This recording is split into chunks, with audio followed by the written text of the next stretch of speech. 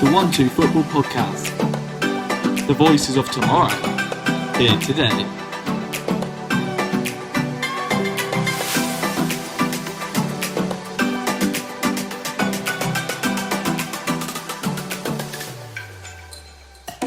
Hey guys, welcome back to the O2F Football Podcast. I'm Nathan, I'm joined today by Ollie and Kieran. You alright? Hello. As we're now in international break, we're going to take a look back to the summer transfer window and discuss the 3 best signings and the 2 worst so far. Let's get into it. All right, so we're going to do this as a top 3 best signings and then top 2 worst signings. So I'm going to start with my 3rd place signing.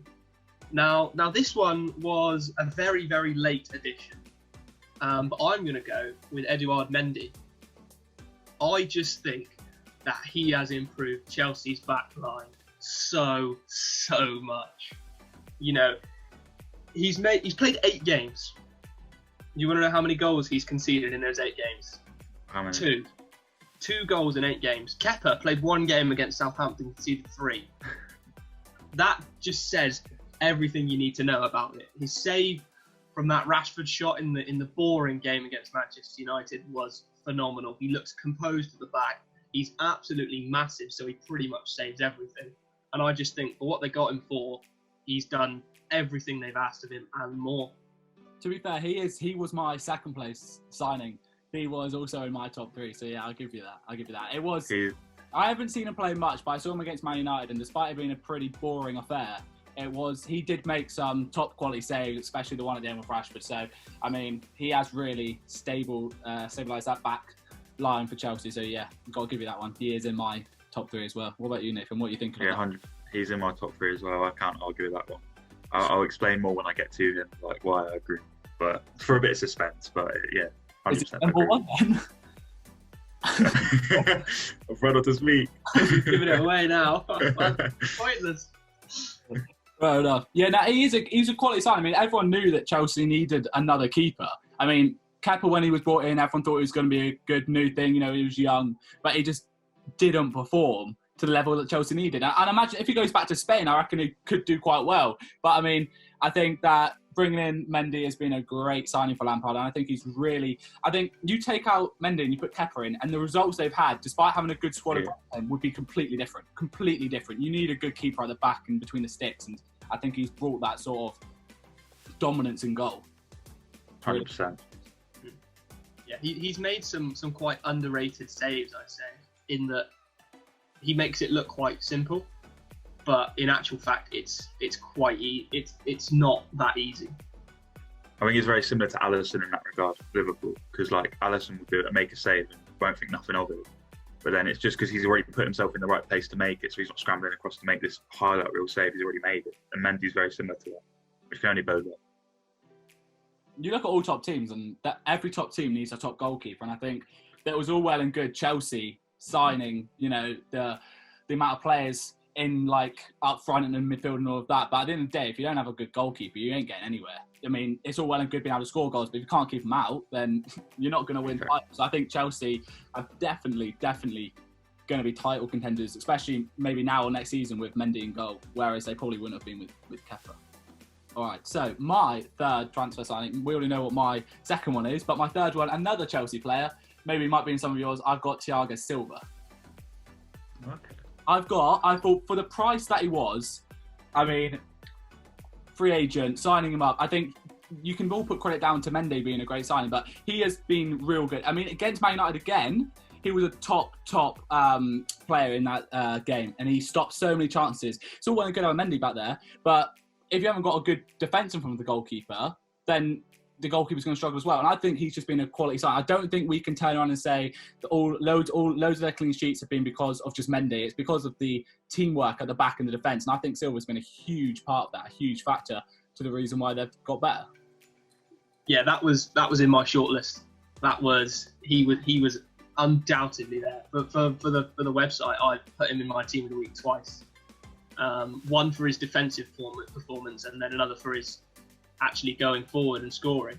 But he has just shored up that defence so much. You know, you look at last season, and it was very much Tomori, Rudiger, Christensen, maybe Aspilicueta at times. you didn't really have a solidified centre-back partnership.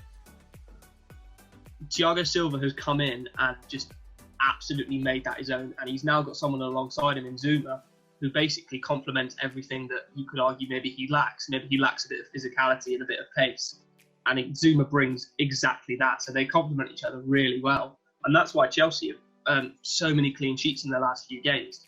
Not just because of Mendy, not just because of Silva, but also Zuma.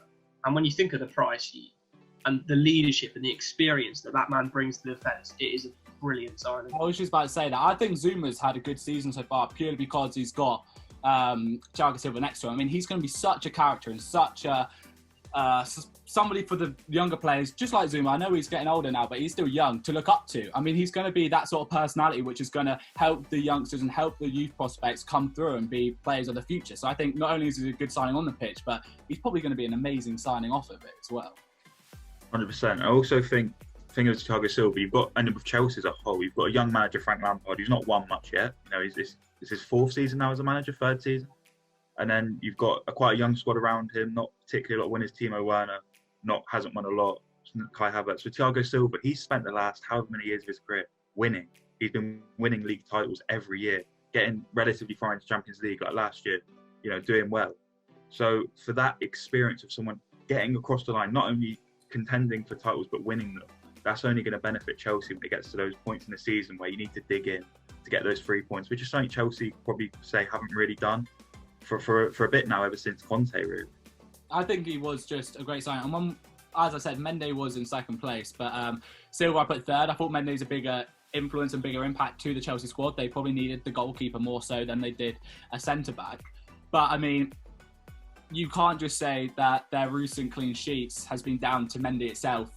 I think the two players coming in have been so crucial to Chelsea and will be so crucial to their chances of being in that title contending position this season. So I think the reason why I've got both of them in the squad, yeah, okay, 2 of my 3 are Chelsea signings, but I mean, just because they're both Chelsea doesn't mean they can't both be in there, because they're both quality signings. So for me, my third place, a little bit controversial, can't I? Because we've not really seen the best of him yet, but I think in terms of the deal and who the player is, I've gone with Thiago Alcantara to Liverpool. I think £30 million for someone that, I mean, go back to the Champions League semi-final, the Barcelona game, the 8-2. We were talking about, and the general consensus was Thiago Alcantara is the best central midfielder in the world. And so for Liverpool, to get him for £30 million is, for me, an unreal bit of business. You look at the players who are at that elite level, they're costing 70 million, 80 million, 90 million. And I get Thiago's contract was running out, we could have got him for free. And maybe it's a bit of bias because he's not quite played, but that's not down to him. That's down to that awful Richarlison tackle. I think when he came in against Chelsea, I think he's one of those players, he makes football look easy. And you have certain players that make football look as hard as it is, especially in that Liverpool. James Milner makes football look pretty hard, which it is. Thiago, when it comes to Thiago, it's effortless when he does. He's just a fantastic player, a great passer of the ball. And I think he's going to make Liverpool even better, which is hard to do when you're already in the top 2 of best teams in the world. I'm very 50-50 on what you said there, in that I completely agree in that it's a fantastic piece of business and that he probably is top 3, if not the best central midfielder right now in the world. But when it comes to, and I know this is not of his own accord, but when it comes to actual impact and playing time, it's sort of in the lower echelon of other players who've played, you know, every minute of every game. So that's not his fault. I just think that when he has played, yeah, he's been phenomenal. He's not done anything special or anything jazzy, like a clever piece of skill, whatever. But like you said, he's made it look so easy. So I think from that regard, I see where you're coming from, and I do agree with you. But he wasn't really that near my top 3, just based off how much he's played. I did write him down, but I crossed him off fairly quickly, just because I can't remember too many things about him that really stick out to me. So that's kind of like where I went for players who I think have played a lot and had a lot of impact, rather than on paper, when you look at the transfer window, when no one's played any games, Thiago is comfortably the best signing. Yeah, no, I agree with that.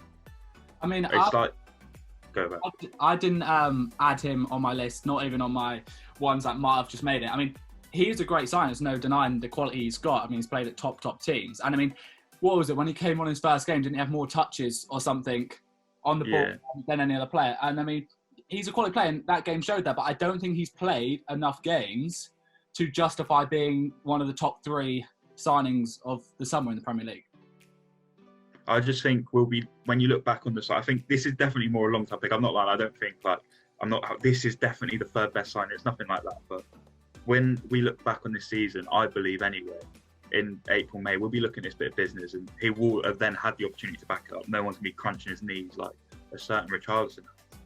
So it'll be an easier, it's one of these things you need to, a bit further on in the season to assess for me. And with Thiago, I think he's just going to make Liverpool so much better. And I agree that it's definitely not a solid pick for the 3rd best, but for me, I think he's just going to be absolutely fantastic. And it's more of a belief that he's going to be brilliant. And we already know he's very good, as we've all said just now. I agree that he will be. I think it will be a quality signing. But I mean, right now I was going with the mindset, who's the top 3 so far in the Premier League? And he definitely isn't in that top 3 currently at the moment. That's fair enough. Yeah, I can't argue with that. Oh, it's controversy time. I know who you're thinking. It's controversy time because my second pick, and here comes the little hint of bias, I have gone for the Danish destroyer, Pierre-Emile Højbjerg. I knew you were going to do. I knew you were going to do this. He has been a revelation. I cannot say enough good things about him. And the worst thing about it is his play style and how he plays and how he conducts himself on the pitch as a leader. Stats don't justify his performances. So I can't sit here and say, oh, he's done this many ball recoveries, this many that. But if you watch him on the pitch for 90 minutes, bearing in mind also he's played every single minute of every single Premier League game so far this season for Spurs. He is a leader. And it's exactly what Spurs have lacked since the days of Dembele and Wanyama in the holding midfield roles. I genuinely think that this is the 2nd best signing of the window. Just based on also the price as well. That was a big part of it. And the fact that I don't think there's anyone else in the Tottenham team right now who can do the job that he does. Hence why. How much was he? Okay, right. So in principle, 3 million, but technically 15 million. Okay, so 15 million. Yeah. Okay. I think he's a good signing. I don't think he's in the top 3, similar to Thiago that we were just saying about just then. I mean, I think he's a good player, and I think he's great. And I mean, I'm looking at stats from now. He's got 89% pass completion, which is great. But I mean, you look elsewhere on the pitch, and you want your midfielder to kind of be a wholesome midfielder. He's got his expected goals. Can you guys guess what his expected goals are? Probably 0. 0.1. It is 0. It's completely 0. It's a complete 0. He's not going to score. Okay, his assist is 0.65, and his tackling, this is for a midfielder, his tackling is 67%. I've looked at other midfielders in there, and they're all in their 80s and high 70s, so 67 is pretty poor. 67. Tackle. Okay, so firstly, I'll admit the tackling thing, yeah, that is a bit, and he does give away a lot of fouls. He's made 14 fouls so far, but fair to him, he's only got 1 yellow card, so he's not really picking up cards, but 14 fouls is still... And that yellow card was in the Everton game, which was by far his worst performance, because ironically his debut, so he's gone since then 7 games without getting booked. For a holding midfielder whose job is to be there to break up the play, be gritty, be aggressive, that's pretty good. And also on that, he's a holding midfielder. So I can guarantee that if I go on the Premier League app and have a look at Nemanja Matic, his expected goals will probably also be around 0. Let me check for you right now. Yeah. I'll check for you right now. Because there's no, you don't expect your holding midfielder to score goals. Nemanja Matic's expected goals 0.06, so more lethal right there. But that just shows my point, though. It's not about expected goals for a CDM. I mean, if we're comparing the two, his success for tackles is 56%, but I'm not putting him in a top. There we go then. I will not say the best. High 80s and 90s. Brilliant. He's beat a player which no one was going to say was quality. So well done, you. No, but I just think that he is absolutely superb. And if you compare the days of having Harry Winks doing that job to now the days of having Højbjerg doing that job, it is monumentally different. Yeah, I can't disagree with that. I can't disagree. He was definitely on my shortlist. I spoke to a friend about because I was struggling with picks. I was speaking to my mate Muzzy, who you know, and he was having a go at me for not putting Højbjerg in. So I mean, he's definitely had an impact. So I can't disagree with you at all on that one. I'm not going to say he's a bad signing. I mean, everyone knows that I said in the last one, I don't think he's a player that's going to win you a league. But look, I haven't watched enough Spurs to play. When I've seen him play, he's been good. He's been okay, yeah. But I mean, I was looking at top 3 signings, and I mean, there's been so many good signings this season so far. I mean, players that haven't made it into my list are players like Callum Wilson and Jota, Ziyech and Cascango, whatever he's called at Leicester. So I mean, I don't think you can put him in the team and not add people like Callum Wilson. So I mean, Callum Wilson is a penalty box. he's still a quality player. Callum Wilson was on mine, but I did cross him out. I just think, and yes, this is probably a bit of my bias, Højbjerg has just revolutionised the Spurs team and has just taken us to that next level that we really needed. And under Mourinho, even better. Typical Spurs fan, always picking our own players. So good. Look at us. We're Spurs. We haven't won anything. Yes. Yeah, there's the classic Jow. Oh, you don't win anything. All right, anyway, move it. Well, I mean, we can't say my second. We know who my second is. It is Mendy. Edouard Mendy. We've already discussed him. We can discuss him again if you want. He has been a quality signing, but Nathan, what have We'll you... discuss him again in about 4 rounds' time because he's not my second choice. I've gone, I mean, we're talking about biasness, so I've got my ex-City top on right now. My second favourite signing, the second best signing has got to be Ollie Watkins at Aston Villa. I mean, he has been brilliant. He's been so good. Just them goals against Liverpool, was it hat-trick? 2 goals against Arsenal. He's been absolutely superb. He's made Aston Villa go from a middling team with Jack Grealish to this scary proposition to face for any defence in the league. Him, Watkins, and especially when it's Ross Barkley, who's been fantastic and was brilliant against Arsenal. But he has made Aston Villa have that point now at the attack. They know that man's going to get goals. Last season they had Wesley, was it? Keenan Davis? That's no goals. So that's 0 goals happening there. Maybe 1. But Ollie Watkins has come in and just revolutionised that Villa front 3 and made them so much better. I think it's a weird one if you look at it. I was discussing to one of my friends the other day about Watkins has been anyone sign. There's no denying he's been a quality signing, but for me, you look at him and think, oh my god, the stats say the stats prove he's got 6 goals in 7 games for Aston Villa, but he isn't scoring in many of the games. If you think about it, he's getting all his goals in like 2 games basically, or 3 games, but 2 games basically. So I mean, he's been a really good signing, but he either shows up, runs the show, or he's just not there. I think that's a sign of Villa, the team, though. That's the only thing, because Dean Smith in his whole career, I think I've said this before, very streaky manager, will win 5, lose 5 sort of guy. And Aston Villa as a whole, I mean, I can't remember what game it was, the game before Aston Villa were awful. And I think it's just a nature of... Against Leeds? Yeah, I think, yeah. Villa, and they were just taken apart. Top of the league, and then they lost 3 in a row. Exactly. So I think the nature of their team, so sometimes Watkins' performances won't get as many goals just because Aston Villa just don't play very well. And so it's not really his fault. I do definitely agree that he needs to probably get a bit more consistent. I just think that Aston Villa need to get more consistent as a whole for that to happen. I think a large part of it maybe is Watkins is a bit of a confidence player. In that if he gets 1 goal, no matter what it is, whether it's a tap-in or a penalty or anything like that, likelihood is he will go on and get another one. And I think he showed that a lot of the time in his days at Exeter. A lot of the time you'd see if Watkins scores 1, he's probably going to get a brace. Hat-trick against Liverpool, brace against Arsenal, late penalty against Southampton, I think it was. And I just think he was also on my shortlist, and he was asterisk, which means he was nearly there. But I think the point that Ollie made about, either he shows up or he doesn't, probably contributed slightly to where I placed him. In those games where he didn't score, he didn't necessarily play that well either. But then when he does play well, he really turns it on. So, let's be honest, us 3. We love seeing Watkins, someone from the City Academy, doing well in the Premier League on the biggest stage of all, especially scoring bangers against Arsenal. That you have no idea how happy that makes me. But it's just about whether he can maintain that level throughout the season, I think, and that's going to be the most interesting part to see. I mean, I think this is where you have to look at it and think, yeah, okay, I agree that Watkins is definitely up there. I don't think he's in the top 3. He would be in my top 3 if I thought that. But I definitely think he deserves it more than the likes of Højbjerg. But I mean, you look at the stats for Watkins. And you see that he's got an expected goals of 4.98. That is incredible.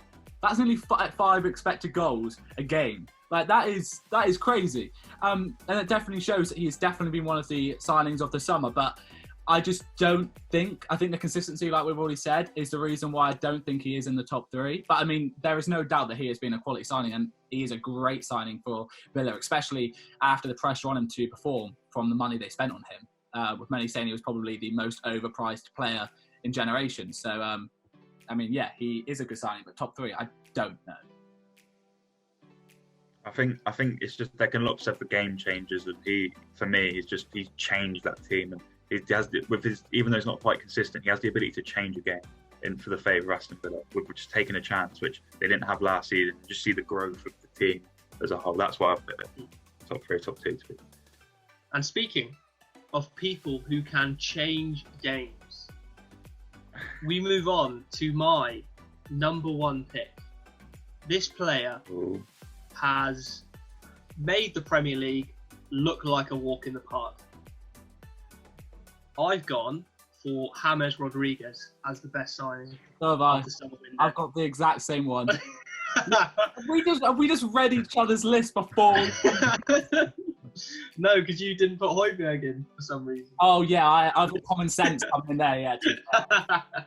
Yeah. All right. Okay. I just think, yeah, you cannot underestimate how incredible he has been for Everton. The game that Everton played against Spurs, after the restart at the end of last season, they looked toothless, pathetic. We beat them 1-0 by the literal skin of our teeth because we scored and they didn't, quite simply. They were awful. Those were the days of Tom Davis in midfield, Sigurdsson on the wing, and it just wasn't working for Ancelotti. He's gone in that summer window. He's bought 3 players if he's wanted, and James Rodriguez is now the absolute creative stem for everything that goes through Everton, and that was the reason they started the season so well. He has slightly wandered off in the last few games, but I think that might be down to the niggling injury that he had that made him miss the game against Newcastle, I want to say. Yeah, I think but so. His contributions in the build-up to Everton's goals and then his actual contributions in front of goal, you can't ignore them. You just can't. And for what they paid for it, nothing. I think you've got to look at his signing and you've got to compare it to, and no doubt he's done much better this season than the player I'm going to say, but he's had the same sort of effect, I say, on Everton as Fernandes has at United. He's brought in the creativeness into that squad, and he has been such a key player for them. There's no doubt Everton would not be performing, prior to their drop in form, how good they were without him in that squad. Everything went through him. Everything good went through him, just like Fernandes at Manchester United. So I think he's a quality player, and I honestly do think in the top 3 creative players in the league, De Bruyne, Fernandes, and probably James Rodriguez. Yeah, I can't lie, I forgot about him, to be honest. He probably would have made my list. I just forgot he existed. Yeah, he'd probably have come in my list, to be fair, so I can't, no way I can argue with that. He's a great player. I mean, my top 1, we've already done. Edouard Mendy for me, Chelsea. I mean, for me, he's just been sensational. We've already said enough to how good he's been, but I just want to round it up there because we've already said enough about Edouard Mendy, how good he is. So who are we saying are we saying conclusively as a group, are we saying James Rodriguez is the best signing, or are we saying Edouard Mendy? I'm saying both on our list. Rodriguez. I'd say, yeah, I put him first, so I'm going to have to go. I put him first as well. Yeah, I didn't. But I will back it. I will back James Rodriguez. 1-2 Football's declared best signing of the summer window. Can't Big argue. moves that. What about What an shortlist? award. What we? Because I've got a fair few names on my list of people who could have quite easily gone in. I mean, I got Wilson. Oli- I got Wilson, Jota, I got Ziyech, and I got the name which everyone just laughed at me for saying wrong, so someone else can say it. Castagne. No. But yeah, Don't no, he wanna was get on my down, do list. It's the Leicester team. Okay. And to be fair, special mention to Fofana for Leicester. He's been Yeah, absolutely excellent since stepping in. I had him. I also had. Brilliant. I put Gabriel and Thomas Partey in there because I think that when they have played well, they've been incredible. I had Watkins, Ziyech, Thiago Silva, Mendy, Allen for Everton as well. Fofana, like you said, Thiago, Jota, Callum Wilson, and then I think that is everyone that I had. Hard to disagree. Emi Martinez as well for Aston Villa. Yeah, he's Brilliant. been a brilliant signing. So that kind of brings a close to our 3 best signings. From the best signings to the worst now. We'll just get straight into it. One of the worst, I won't say both yet, we'll go around taking it turns, but one person on my worst could be a bit debatable, could be like, yeah, probably hasn't been given enough chances, but I've got Ryan Brewster at Sheffield United. Anyone want to say this straight up right now? I don't think, I kind of agree, I kind of don't. It's one of them ones. I think Sheffield United are not the right team for Ryan Brewster. There's no doubt Ryan Brewster is a fantastic footballer. We saw it at Swansea. He's a brilliant striker. He's a clinical striker. But the way Sheffield United plays doesn't suit him. We saw against Chelsea, he barely had a touch of the ball. You know, the way that it's just doesn't suit him, and especially he's not in a good team right now, especially form-wise. So I kind of feel bad for him more than anything. I don't think necessarily that saying he's the worst signing is harsh, but I also don't feel it's like, I feel like it's a bit unfair on him himself. It's not a criticism of him more for me. When you say he's the worst signing, it's more he's just made. It's not really his fault really, but he's not made the right call with his development. I can imagine Bruce in a team like Crystal Palace. I'm not saying he's a bad player. I'm just saying since his signing and since his move to Sheffield United, it hasn't worked out for him. I mean, he's started 3 games. He's came on in sub as 1. He's played 247 minutes in total for Sheffield United. He has no goals, and his expected goals per game is 0.34. Now, that is not what you want to see from a striker. And he's not even got an assist. His expected assist is 0.10. So, I mean, in terms of scoring or even just getting assists, he's not doing it. I think also next to players, he's with players that aren't goal scorers. David McGoldrick, he scored that really good goal against Chelsea, but he's not been a goal scorer. 3 of his goals, his 4 Premier League goals, have come against Chelsea. So that's the only time he can get an assist with McGoldrick. McBurney has never been a clinical striker at Prem level. Ollie Burke has never been a striker at Prem level, never even really been a striker. He's not really, he's probably a championship level wing. So the people that he's got with him also aren't helping him. So I kind of just feel bad for him, really. The reason why he has made my squad, and I'm going to tell you the complete reason why now. There's only one reason why I thought, you know what, he's done okay. So he has not got a single goal. He's not got a single assist. And his tackle success rate, he has made tackles, bear in mind. His tackle success rate, or he's attempted them, is 0. No goals, no assists, no successful tackles in 247 minutes for Sheffield United. That is not good. I'm not denying he's got the ability, but that is not good. I think it's different for a striker when it comes to tackles, because a lot of the times a striker, especially playing as in a Sheffield United team who probably don't have too much possession, you are finding yourself chasing the ball around for example, at the weekend, the Chelsea back line. So there's not really many opportunities for you to get in tackle, as opposed to other areas of the pitch. I think Brewster, as we know, teared it up with Swansea. He scored some wonderful goals for them and he did really well. But like Nathan pointed out, Sheffield United it was going to go one of 2 ways. Either he can thrive in the role, in that they can use the more physical and taller strikers next to him to help him get those loose balls, those second balls, and score a couple of goals. But it just hasn't worked out like that at all. And although he hasn't played many games, even then, he's still having little to no impact on the game. I just don't think I do think he's got good talent, but I just don't think he's been a great signing of yet. There is still time. Anyway, Nathan, what about you? One of your worst? One of my worst, probably the one I'm most confident on. And it's, again, this is a bit like the Bruce one. It's not really his fault. It's more of an overlook on the team as a whole and the recruitment. It's Dale Stephens to Burnley. For a team like Burnley, that team's been together for a long time. They need to keep it fresh. I feel like and the reason why they've had such a poor start, they kind of needed to have the refresh, keep it a bit fresher. Sean Dyche just made it clear that he wanted more signings. So your only sign to be, a 30-plus midfielder from Brighton isn't getting into their team. For me, and I get he's not a bad player himself, Dale Stevens, but for me, the recruitment as a whole, it's shambolic. And based on that Dale Stevens transfer, it's just not good enough. But I can see that's why I'm so confident that Burnley probably won't end up down, because that's the only player they bought. I can't argue with that. I mean, it's not a signing which is going to keep you in the Premier League. I mean, it is very much, if you turn and look at him, I would say he is very much a championship sort of player. So, I mean, if they're signing championship players, where do they deserve to be, really? I think Dale Stevens you have a certain category of players, and Dale Stevens very much does go in that you look at him and you think, yeah, you play for Burnley. He's just got that sort of style of play and that sort of physique. There's no denying that he's a gifted footballer for what he is, as in what his job is. He's very good at breaking up the play, putting in those tackles, putting in 90 minutes of hard work. And I think you could say that about a lot of Sean Dyche's players, is he knows that he's going to get 90 minutes of grit and determination and endless running from all of them. But like you said, the recruitment has just been awful. And for Dyche to come out and say publicly that it wasn't all that just kind of tells you everything you need to know, really.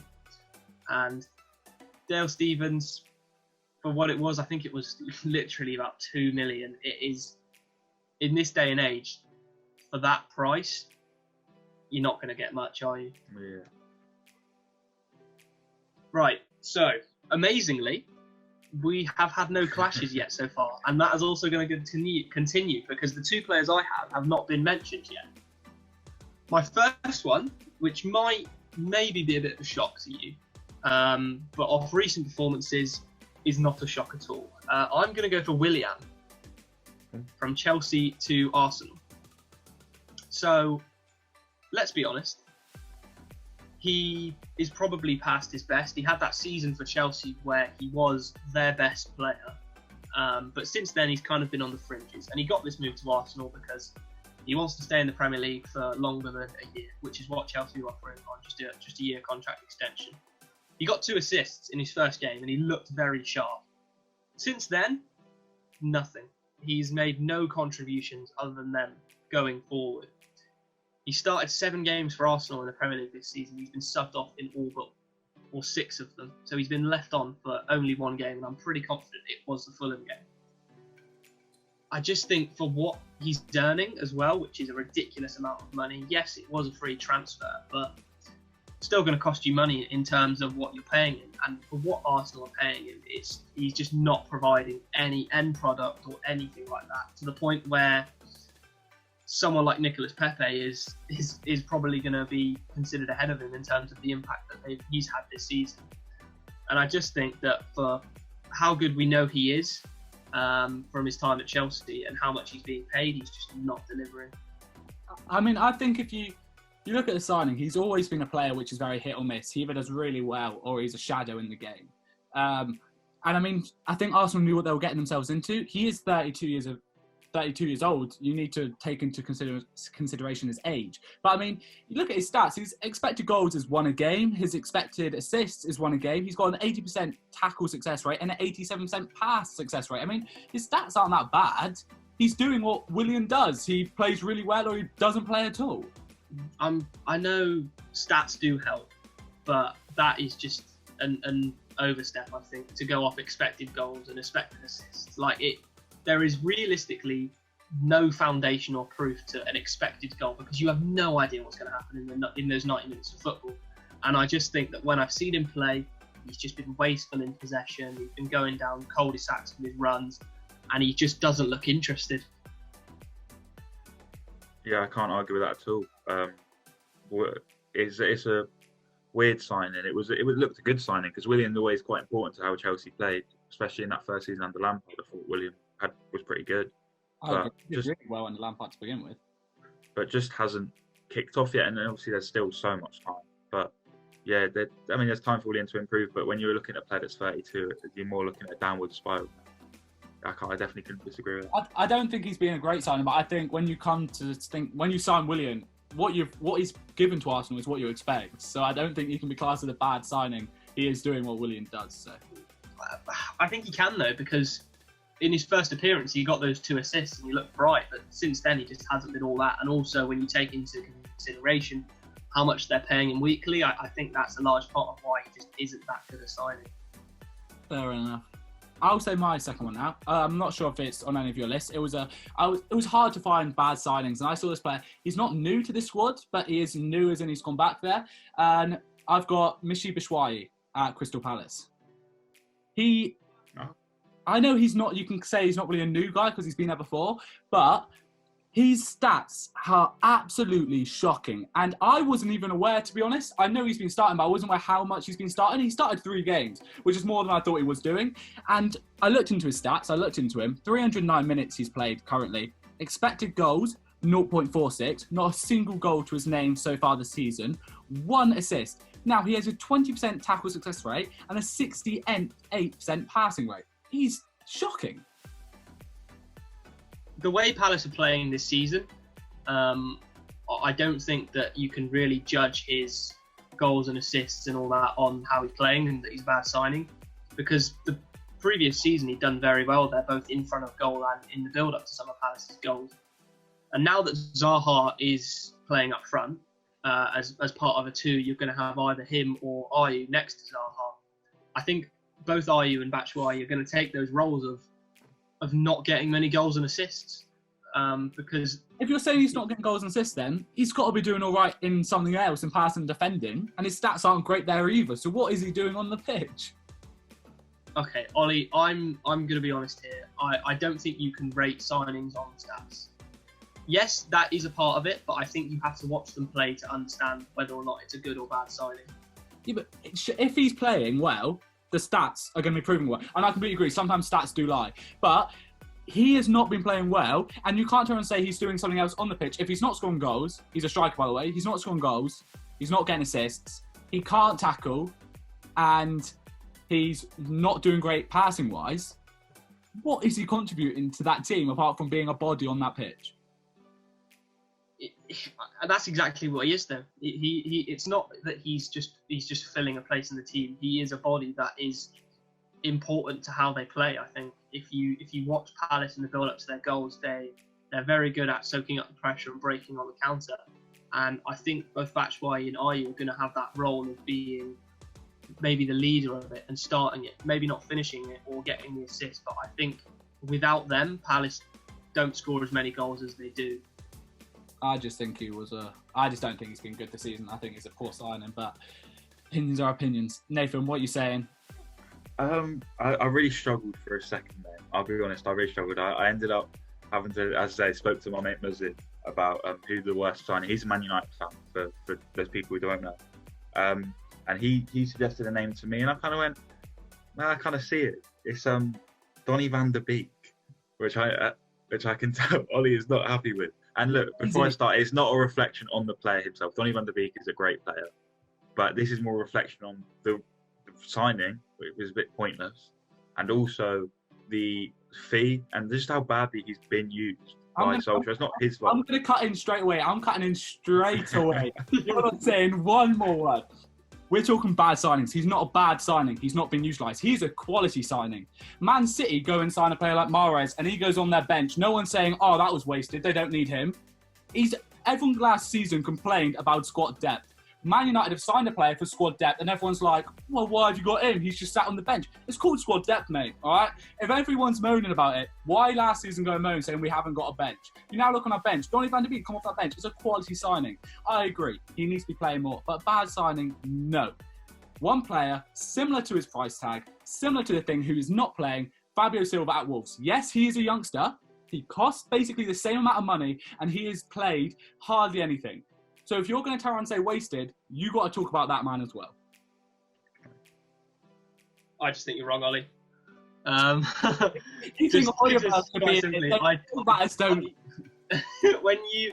you use the term squad depth, you don't use Donny van der Beek in the same sentence. Answer one question. Last season, were Man United fans and other fans saying United have no squad depth? I think you needed it in other areas. Yeah, yes or no? Did they say United have no squad depth? Because of the other areas. No, because of midfield as well. We were bringing off players from like Matic to bring into the team and stuff like that. You look at it now, and we bring on Donny van der Beek. he's a player that could easily be starting. So to have someone like that on your bench is quality. It's just pure quality.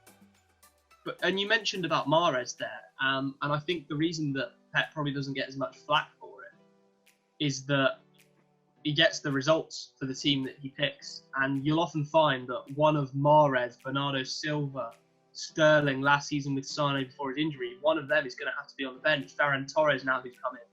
Yeah, and the reason that I don't think such a good start in 11.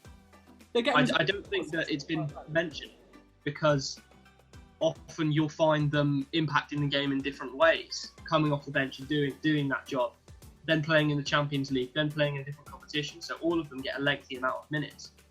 But Van der Beek was brought off on the hour mark in the game against Istanbul, and he was the best player on the pitch, which I think signalled to me and probably a lot of people that he should have started the game against Everton. And I'm not going to dispute that. I think Ollie did get it right with the players he selected. But if you know that you're probably not going to start Van der Beek at the weekend, why are you taking him off after 60 minutes? Can we just all agree here right now, though? Because what you just said can prove this absolute rubbish wrong right now. You've just said that when he's played well. So, and when he played in his first game, when he got brought on against, was it Palace? He scored a goal and he did well. He's not a bad signing. When he's played well. How can you turn around and say he's playing well, but he deserves to be on the worst signings? Yeah, I agree. He's a man and a player that has not been utilised, and he's a wasted signing. But a bad signing, no way. Truth be told, we've been, how many games is it? 9 games in the season. No one's technically a bad signing. No players. We're not writing a player off right now. This player's awful. He's got to go. You know, so when we say we're not saying Van der Beek's a bad player, but when I see Van der Beek play a Man United team, I don't see a plan for it. You've got one of the best young midfielders in the world. What is your plan for this man to develop into one of the best? Like that's for me, and you spend 40 million on it. It's just, for me, it was more of a look of the recruitment side of things and his playing on the pitch. Man United really needed a holding midfielder. Nemanja Matic legs, they're shot. He can't play every week. You saw it in the end of last season. There was an over-reliance on him. And that's where they needed to improve. They need to improve centre-back. They need to improve with wingers. But they signed a centre-mid that they didn't need. So that's for me. One last thing. Yeah, so I think it's a bad board signing and maybe a bad tactical signing. An on-pitch signing, I think it's a great signing. But in terms of what actually is there for him to do, that's where I think you can say it's a bad signing. I rated my team. I'm just going to say this one last word on him. I based my team off of how they've been performing on the pitch. If we're talking about wasted signing, you can argue that, but I think it's good squad depth. So I don't think in either way it should be in it. But fair enough, if you're going to judge it on the hierarchy, then we can go on for days about players that shouldn't have been signed. But, you know, that's Man United. That's Man United for you at the moment. God, it's going to be a bit of a tame ending then, because I've got a player I probably think you're going to agree with here. I've gone for Robin Koch, or Koch at Leeds. Recently, Leeds have been exposed defensively, and I think he is a prime suspect for errors leading to goals and mistakes on that front. So I am wary of maybe he's at the centre of that. Conceded 2 penalties so far this season already, and he just doesn't look that confident at the back, and it may be down to those early errors that he had that is making him play this badly. So I think he kind of has to be in the conversation for not being the best signing. I'm just going to take a breather after my rant there at Nathan, but talking absolute rubbish. I'm just going to say, yeah, I agree with you, and see what other trash Nathan can chat now. Yeah, it's a bad response to being wrong, but that's fine. You know, with Koch, it was a hard one for him really. He sort of came into the side and he gave away that pen against Liverpool very early. And then, that's not a great start when you're playing the Premier League champions, you give away a penalty. And yeah, I kind of agree. I think Leeds have been a bit unlucky with injuries. I think he's been playing next to Stewart, if I'm wrong. Yeah, so it's been a tough one for Leeds really defensively, having not had their best centre back available. And he's not from England. He's never played in England before, so there could be a bit of adjustment for that. But yeah, I can't really disagree.